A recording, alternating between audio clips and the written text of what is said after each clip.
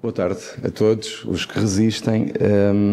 É sempre complicado falar a esta hora, porque ser o obstáculo entre o almoço e a conferência não é algo que seja agradável, até porque vocês estão mais a pensar noutras coisas do que propriamente a ouvir alguém aqui a fazer grandes discursos.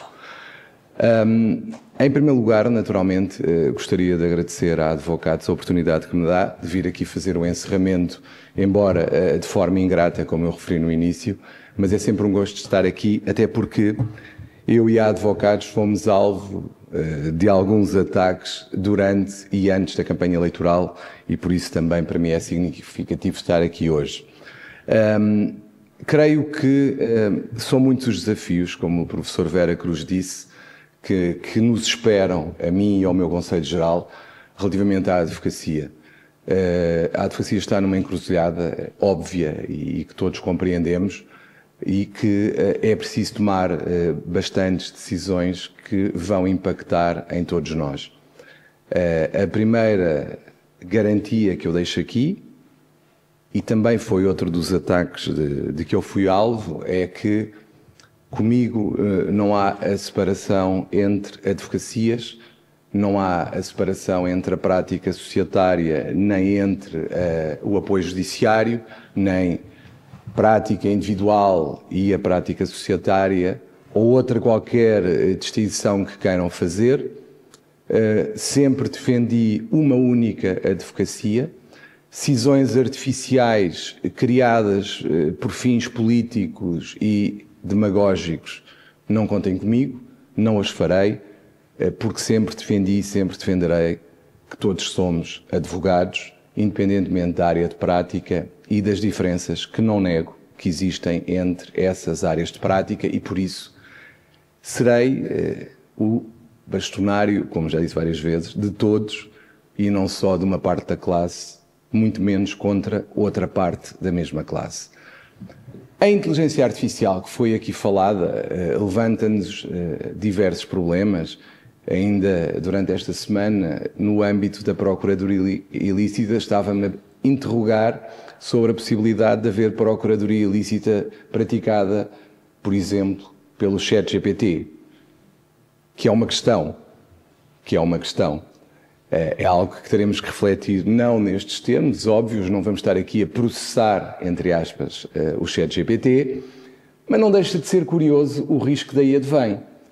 Para mais, sabendo nós a evolução vertiginosa que tem acontecido com as plataformas que existem. Muito especificamente, falo de uma que me foi apresentada inclusivamente esta semana, da Google, que eu fiquei francamente, por um lado, maravilhado pelo tempo que deixo de perder, porque ela conseguia fazer articulados e com um grau muito satisfatório, mesmo muito satisfatório. Naturalmente tem que ter uma programação e aí está a grande vantagem daquela plataforma, porque uma das coisas que nos têm vendido a nós advogados e que estou seguro que todos aqui já ouvimos, é que um bom escritório de advogados que quer sobreviver no futuro para ter a inteligência artificial ao seu lado e a funcionar da forma mais correta e mais eficaz que seja possível, precisa de ter um engenheiro informático. É aconselhável para que o engenheiro informático possa introduzir aquilo que nós lhes vamos dizendo enquanto técnicos do direito. Acontece que esta aplicação, ferramenta, como lhe quisermos chamar, que me foi apresentada pela Google, permite que eu próprio seja o próprio programador. Basta escrever o que eu quero e ela insere na ferramenta e acaba a intervenção do técnico informático. O que é assustador para o técnico informático, mas também não deixa de ser assustador para nós advogados, porque de facto é tão simples a programação que nós inserimos o que entendemos e automaticamente o que de lá sai quando quando introduzimos o prompt é um articulado quase perfeito, pelo menos com a perfeição possível para alguém como eu, que cada vez tem menos tempo para ser advogado, mas que tenta nas horas vagas e, de facto, aquilo é uma ferramenta muito interessante e que a Ordem dos Advogados vai avaliar se é ou não algo que possa ser transponível através da ordem para os seus associados. Por outro lado, a inteligência artificial também pode esbater as diferenças existentes entre sociedades e advogados em prática individual, porque com uma ferramenta como aquela que eu vi, e outras que já existem no mercado não tão sofisticadas, nós podemos ter uma sociedade atrás de nós com uma dessas ferramentas. O que também não deixa de ser algo muito, por um lado, preocupante, mas também, por outro lado, aliciante para quem está em prática individual, como eu. É tudo uma panóplia de situações que nós temos na nossa frente, mas há uma que para mim ainda é mais importante para além da inteligência artificial e que tem a ver com pessoas, que é o facto de a advocacia ter estado e o seu bastonário ter estado nos últimos 5, 6 anos, tivemos um bastonado quase líder da oposição. E isso prejudicou-nos muitíssimo, e mesmo muitíssimo, basta ver o que aí anda à nossa volta. A nossa classe foi claramente prejudicada por termos estado de costas voltadas para o Ministério da Justiça. E parece-me que para já, pelo menos, já há fotografias do bastonário com o Ministro da Justiça, o que é uma vantagem. Pelo menos já andamos nas redes sociais, também é uma vantagem. Espero que, para além do folclore das redes sociais, consigamos que algo se traduza na prática da nossa profissão e é isso que eu vou, naturalmente, lutar por conseguir. Acho que nós temos que perceber uma coisa, e isso é algo que eu tenho vindo a defender, quer na campanha, quer agora, e há advogados, pode e deve ser um meio para isso. A comunicação da advocacia tem que melhorar. Temos que ter uma comunicação completamente diferente, e não é só a advocacia, é a própria justiça em geral que eu tenho que fazer. Um dos grandes problemas da justiça, por vezes, parece-me ser o maior, quando nós temos uma comunicação social que convence a população que o grande problema da justiça é, não obstante a sua relevância, que não nego, é, por exemplo, o Marquês ou o BES, ficamos numa redução perfeitamente absurda e aberrante quer da advocacia, quer da justiça. Quando todos pensam que os advogados são como os advogados que estão nesses processos e só têm esses processos, diria que estamos todos enganados e está-se a passar uma imagem completamente incorreta, quer da justiça, quer da advocacia. E há que recentrar as coisas.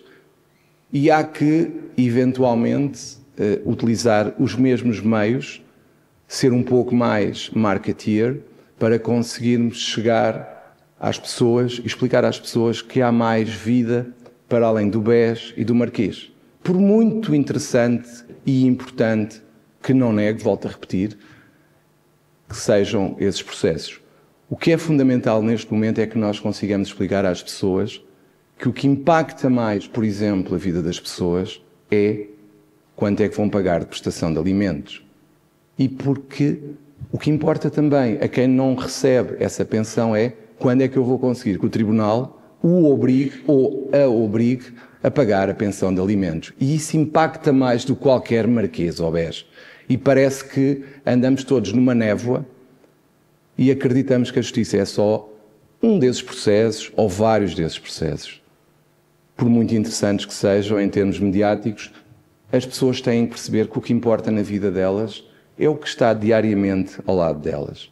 E por isso a advocacia e a advocados e outros meios de comunicação social também têm que nos ajudar a reverter um pouco esta narrativa que só prejudica a justiça.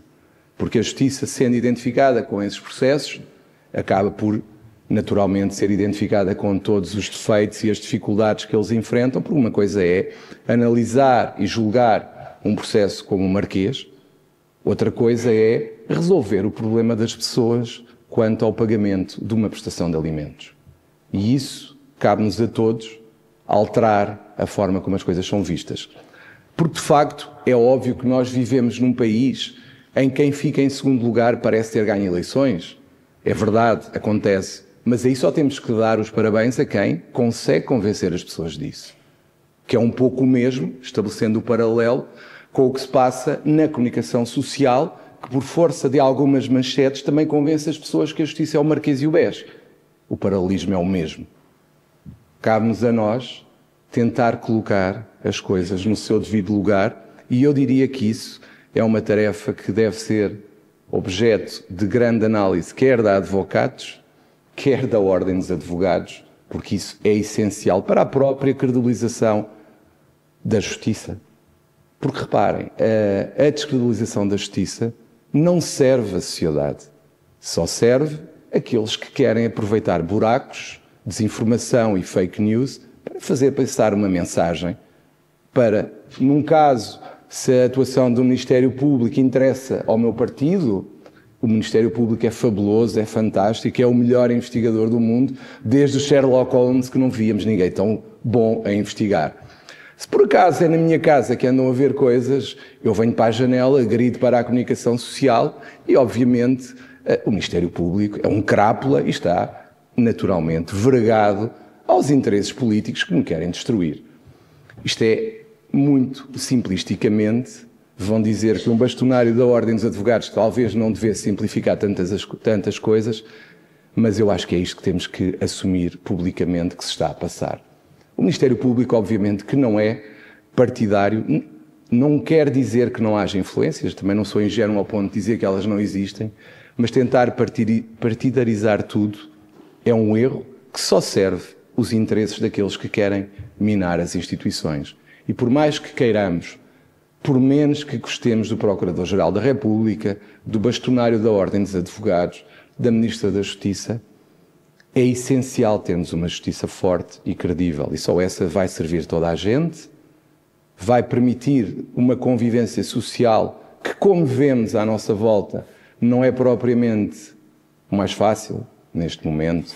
Basta pensar na multiculturalidade que nos rodeia para percebermos os riscos que nos rodeiam e que também não podemos fechar os olhos. E por isso eu tenho dito, e aproveito aqui, e agora é mesmo para concluir, não fiquemos agarrados a ideias e afirmações genéricas. Por exemplo, vamos fazer uma reforma da justiça. Eu já tenho alguns anos disto, aliás, mesmo que eu quisesse ser o contrário, os cabelos brancos não me deixam mentir. Claro que foram agravados também pelo exercício de funções na Ordem dos Advogados, porque eu às vezes vejo fotografias antigas e as diferenças são muito flagrantes, mas há uma coisa que eu creio que quem estuda esta área já se apercebeu, desde que eu era estudante de Direito, que se ouvia falar numa reforma da Justiça e que a Justiça estava mal. Portanto, não é nada de novo. Desenganem-se se pensam que estão perante mais um facto histórico, como dobradinhas e bicampeonatos. Não, não é. Não é histórico. A reforma da Justiça anda cá há mais tempo do que o bicampeonato do Sporting. Portanto, é muito fácil falar em reforma da Justiça, porque depois, o que é reformar a Justiça? Já pensaram? É o quê? Pegar no campo da Justiça e colocá-lo num outro sítio qualquer? É melhorar as condições de alguma coisa? É que é muito fácil para um político dizer que quer a reforma da Justiça, porque depois ninguém lhe pergunta, então o que é que isso é? Falam-se em pactos, juntam-se pessoas para discutir coisas, porque depois ninguém sabe exatamente, porque não sai de lá nada. É muito mais fácil, creio eu, partir as coisas e reformar por partes. E a minha proposta, até pelo que ouviram no início, é reformar por setores. Começar por exemplo, um dos setores que mais tem importância na vida diária das pessoas, até basta ver as estatísticas dos divórcios, para perceber que é um terreno muito fértil para o futuro, para nós advogados, obviamente.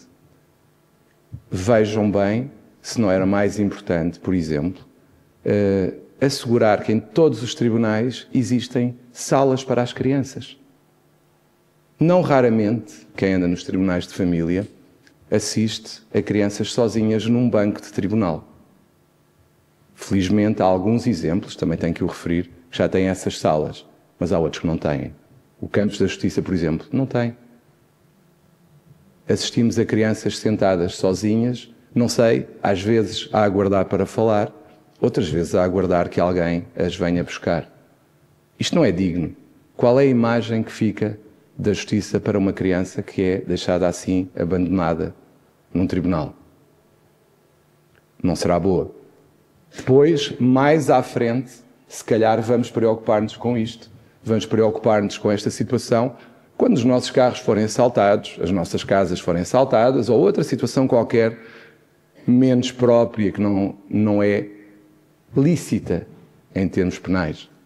Se calhar é mais fácil preocupar-nos agora. Portanto, o desafio que eu aqui deixo a todos que estão no setor da justiça é: vamos partir a reforma da justiça em pequenos pedaços para que, pelo menos, alguma coisa se faça e não passemos o tempo a falar de reformas da justiça. Mais uma vez, muito obrigado a advogados por ter permitido o encerramento e ser o obstáculo entre o prato e o vosso descanso também, e espero que quem anda nas coisas da justiça comece a pensar mais nas pessoas. Por mais inteligência artificial que exista, temos que preservar as pessoas e manter a ligação entre as pessoas. Muito obrigado.